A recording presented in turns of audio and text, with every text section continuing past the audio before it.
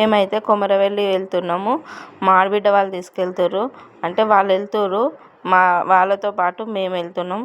ఇక మా కన్నయ్య కోసం అయితే వెళ్తుర్రు అనమాట. ఆయన గురించే మొక్కుకోరు. శైలు వీడియో తీస్తుంది. ఫోన్ మొత్తం శైలు దగ్గరనే ఉండే.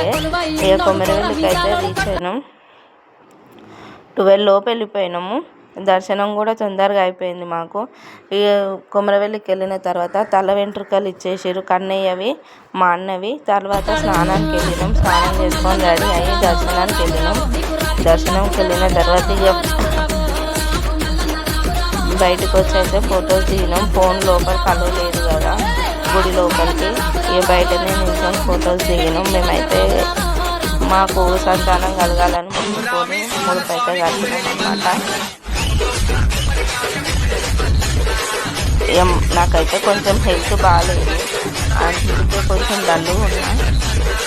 ఇక షాపింగ్ చేసుకొని అయితే బతుకమ్మ బండ దగ్గరికి వెళ్ళినాం. పిల్లలు ఆకలి అవుతుందంటే ఒక చెట్టు కింద కూర్చొని పులిహోర అయితే తిన్నాము.